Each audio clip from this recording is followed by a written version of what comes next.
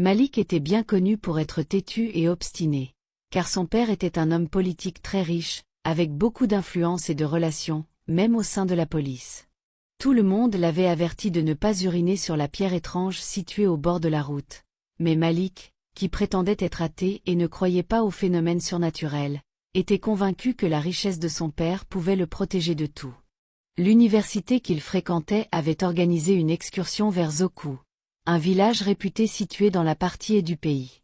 Malik aurait pu prendre un vol, mais le professeur insista pour que chaque étudiant monte dans le bus mis à disposition, car les questions de leur examen final seraient tirées de tout ce qu'ils vivraient en chemin vers le village et la grotte.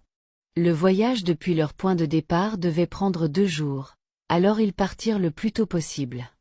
Malik et son meilleur ami Sandro s'assirent ensemble dans le bus, discutant et plaisantant au début du voyage. Cependant, à midi du 2e jour, le conducteur s'arrêta au bord de la route, près du village qu'ils allaient rejoindre, pour que les étudiants puissent se dégourdir les jambes et se soulager. Tout le monde descendit du bus. Certains utilisèrent les toilettes publiques mises à disposition, tandis que d'autres entrèrent dans un restaurant voisin pour manger. Mais Malik était